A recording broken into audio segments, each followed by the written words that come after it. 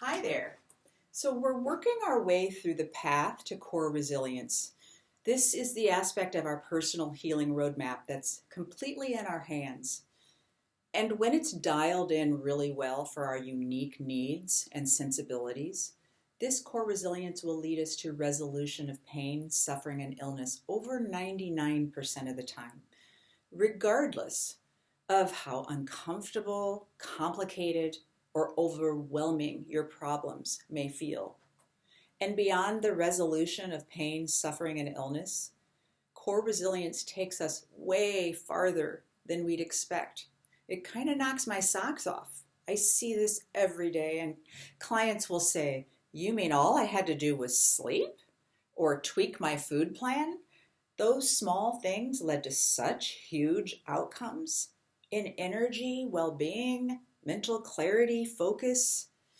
Yes, the beautiful core resilience, the strength, energy, and adaptability that we create within us by tending to each of the 8 foundational domains of core resilience that we've been talking about, support our healing by shifting us to a higher level equilibrium. Okay? So, by doing so, we unleash our potential as humans. So, what does that mean in everyday terms? We become who we truly are. We step out of the fog of imbalance and disequilibrium, and we reconnect with ourselves and our core essence. We retrieve our authenticity. We feel good. We feel like ourselves. So we've already worked extensively with presence, our first domain of core resilience. And we now know how presence is the vital thread that runs through all our work to heal everything and to be vibrantly alive in the moment. This is the present moment awareness that allows us to be our own witnesses, that holds us in self-compassion and safety, and strengthens us for self-agency and responsibility. That is the core of this healing life. And we've worked with the domain of love, and especially self-love. This one made a lot of us squirm, didn't it? I had a client tell me that she didn't like the word love. It's been used for so many disingenuous purposes and leaves her feeling hollow and alone. And I completely get that. I asked her what word she preferred. Honor? No. Too judgy. Like, you must honor your mother and father. So what did she choose? Compassion. Yes. And I so completely agree with that. It feels much more like what I was trying to teach in that session on love. Compassion is love as a verb. It's how we extend the energy of love to ourselves and others through what we do from our authentic place of being. And as a verb, it either is or it isn't. It can't pretend. We all know when we're held in true compassion, don't we?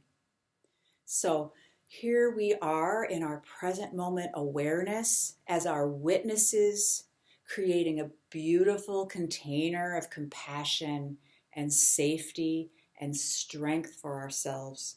Let's breathe into that for just a moment, shall we? Just breathe into that and let those words just wash over you. And you can do this for yourself at any time and use your conscious breaths to bring you instantly into present moment awareness. So now what's next? Now we call on our grit and grace. And fair warning, we're ramping things up here. But if you tap into your presence and self-compassion, the threads that support us, the next domain of core resilience won't be so hard. To heal, we're called to let go of things. So this is our third domain, letting go. Okay? All kinds of things that hurt us, disempower us, and get in our way. And some of these things are easy to let go of because once we become aware of them, are the harmful foods, environmental toxins, maybe some long-term habits we never questioned that no longer serve. We simply let them go, right? No struggle. But there are also things we fully recognize as harmful and as obstacles to our healing. But harmful as they are, we feel like we can't part with them. They've served a purpose that has been important to us. Perhaps they have brought us comfort. And comfortable, repetitive sameness and certainty is so soothing to our overly taxed, overly stretched nervous systems, isn't it? So let's not dismiss the deep power and the necessity at times of comfort and soothing of our well-being and sense of safety. And perhaps our harmful habits have kept us alive at some time. And you know where I'm going with this, don't you? We all have these. We all have practices, habits, or ways of thinking that have protected us from trauma, from feeling pain and vulnerability. We use these to soothe us when we're triggered into trauma biology and uncomfortable emotions. So what are some of these? They might be addictions that ease our pain and discomfort and help us feel more alive and vital. But they have a dark side. They're not good for us, and they keep us stuck in the past, unable to grow. They may be habits that provide comfort or companionship, though they no longer serve us. They're toxic too. Comfortable and dependable as they are, they bring us down. Or they may be distractions that keep us out of our bodies and keep us from feeling things too much. So why does letting go of these have to be part of core resilience? Why can't we just cut straight to the food plan, the supplements, and the exercise strategies? They won't work. I'm telling you. I've been doing this work for over 30 years and I'm on a healing path myself. I am the witness. If we don't remove the toxins, irritants, negative energy, and disempowering stories that get in the way of our healing, we won't heal. So what does this mean for us? We have to reckon with our trauma. That's right. To end our suffering, we must see and hold with compassion and heal our trauma. This is indeed where the rubber meets the road in our healing life. No part of our healing asks us to become so vulnerable and so responsible at the same time. So how do we navigate this? First, let's identify the common obstacles to healing, those things we need to let go of to heal that many of us experience. Then let's really circle the wagons around the ones that may bring us to our knees. Okay? How do we know when we're bumping up against the biology of trauma, right? And what can we do to soothe and settle so we can heal? Today we're going to hit the highlights and then we're going to circle back in subsequent videos to take a deeper dive into each one of these because each one is really, really important. But for today, I want you to see the lay of the land and the subtext of what makes letting go so hard and how to succeed at it. So we're going to be looking at, letting go of toxins and irritants.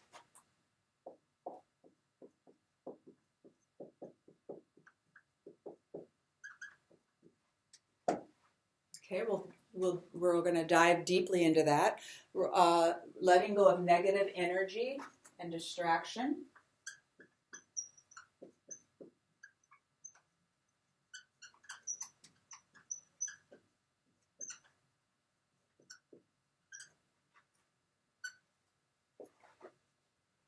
Letting go of disempowering stories.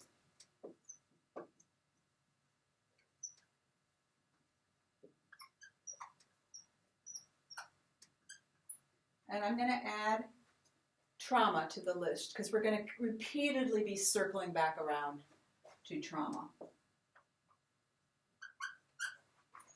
So those are our main categories. So any one of these roadblocks to healing may bring us face to face with traumatic memories and the uncomfortable feelings and biology of trauma.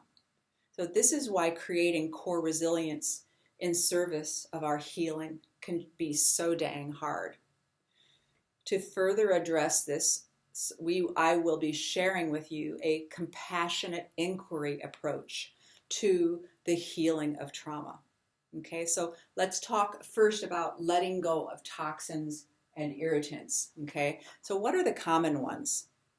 Pesticides, herbicides, industrial pollutants,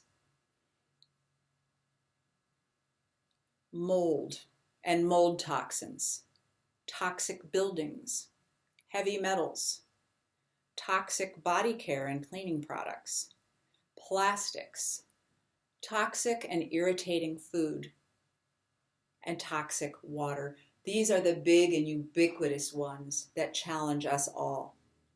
Okay, so then what about letting go of negative energy and distraction? What am I talking about here? Emotionally toxic people. We all have those in our lives, okay? And it really doesn't matter. What matters is how you feel around them. And we all know what it feels like to walk into the room of a toxic person. That's all we need to know. We just need to trust our gut feelings, okay? Toxic information, news, distraction from what's good. Distracted driving, texting, talking on the phone, even hands-free. We have a multitude of studies that show that even hands-free talking on the phone while driving is as unsafe as driving with alcohol at the illegal limit. That's what the science says. So then we have technological distractions, social media, email, texting, okay, clutter, environmental distraction, and attempts to multitask. Because neuroscience shows us unequivocally that the brain was designed to do one thing at a time well. So the more things you add, whether it's tasks or where your attention is going or what's in your environment in terms of clutter, for instance, the less well you're able to perform any one task. Okay, and then time pressure. Okay, then let's talk a moment about letting go of disempowering stories. And of course, we're storytelling creatures, right? Our minds create stories constantly to make sense out of our experiences, right? That's how our brains work. There are stories we're taught from our families, our culture, our teachers, our peer groups. There are unconscious stories that we create to survive our earliest childhood events, sometimes traumatic events when we had to choose between authenticity and attachment or connection to our earliest caregivers. But not all our stories are true, and many of them disempower us, though they may have served our survival at one time. Our call is to understand that stories are just that. They're stories. So everything we think we know or believe, and bear with me here, we've made up. We have perspectives to explain the facts of our lives, but not all the facts themselves. So we must be so humble and brave to acknowledge this truth. So what does it sound like to have a disempowering story that stands in the way of your healing? I can't. I don't have time. Who am I to? It's too hard. It's too lonely. So what do we have? We've got stories about our worth, stories about our power and personal agency, stories about not having enough time, stories about belonging, stories about uncertainty and change, stories about what we believe for sure, and stories about failure. Every one of these stories hijacks our creative genius to imagine a better future. And every one of these stories misdirects our energy toward dead ends. Okay, we're going to circle back to these, all right, in a future video. So I want to address the grief of letting go and distinguish between grief and trauma. So even the easy stuff to change can be hard because they've become a comfortable part of our routine. Or they ask us to learn something new or do something relatively hard. Or we have to block out time to make something new happen. Not always easy in a very full life. Letting go can be a pain in the ass, but every bit of it is doable. So this is where our grit and grace come in. Because we may believe and we may grieve, and we most certainly will grieve to some extent even for the small stuff, okay? So expect it. We may also find ourselves landing head on in our trauma. Trauma we all have, but may not be aware of, having successfully cushioned ourselves from it. Or perhaps we didn't know to call it that, but our letting go elicits full-on trauma biology all the same. So differentiating simple grief from full-on trauma. Even our toxic old habits were comfortable and familiar and often pleasurable. So do expect to grieve. Always expect to grieve. Maybe expect to feel irritable, put out, annoyed, sad, overwhelmed. But we're adults and we know how the discomfort passes, as it will, as it always has before, and we'll be better for it. And most of us will receive tangible feedback from our changes that they were exactly what we needed. But what if it's more than simple grief and inconvenience? How do we know when we bump up against trauma? Well, first of all, don't be afraid to bump into your trauma. These are parts of you, right? Feelings, sensations, and biology that have protected you at some time in your life, perhaps kept you alive. They may no longer be needed or desired, but that's why they're there. And we all know what this feels like. The explosion of activation of our sympathetic nervous system, right? Priming us for fight or flight. We may feel scared, anxious, overwhelmed, angry, or want to run away. Or some of us may experience the activation of the dorsal vagal branch of our parasympathetic nervous system. It's an ancient part of our nervous system that shuts us down. We may feel exhausted, checked out, or depressed when this is activated. Know that whatever nervous system activation you experience, it served a purpose at one time. And it reappears as neurological memory when we try to remove what has been propping us up. So first lesson about trauma. Don't make your uncomfortable feelings, sensations, or the biology of trauma wrong. They're here for you. They are the wisdom of your body. Secondly, honor it all and hold it in the greatest of compassion. These are the beautiful parts of you that have kept you safe. What might you look for that suggests your desired changes are bumping into trauma? Strong resistance to change. It feels impossible to accomplish. Fear of change. Excessive anxiety or depression. Overwhelm. Feelings of inadequacy or unworthiness. And let me tell you something.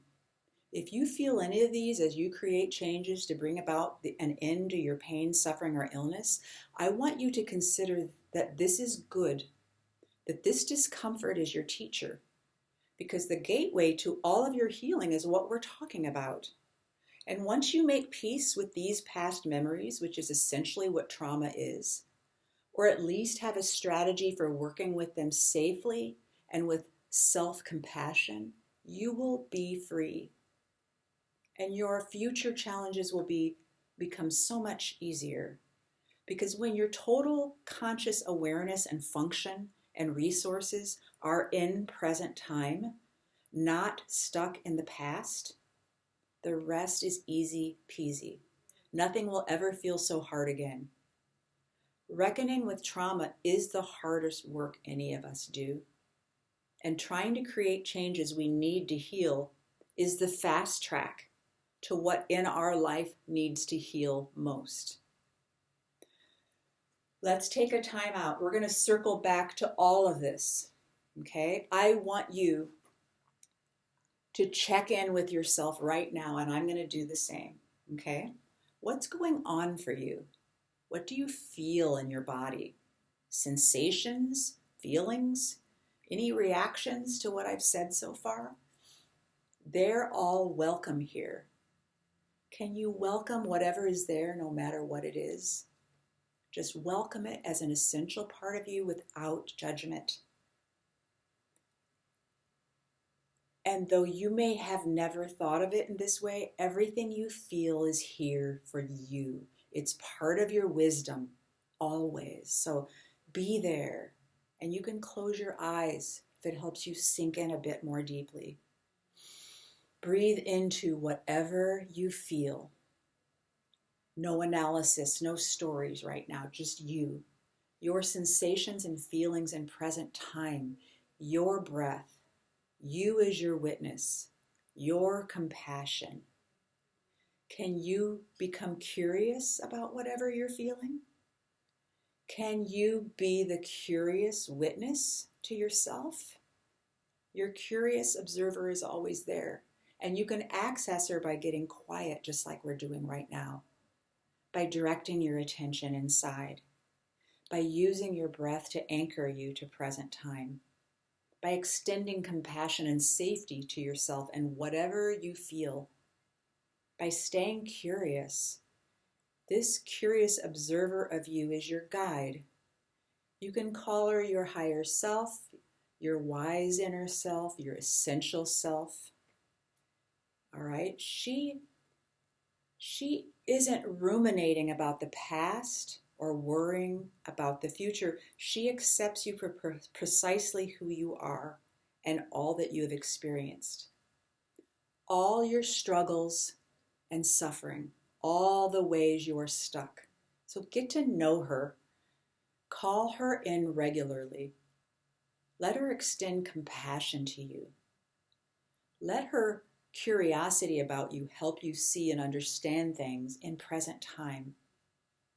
So one of our upcoming videos will take you step by step through a self-directed, compassionate inquiry session.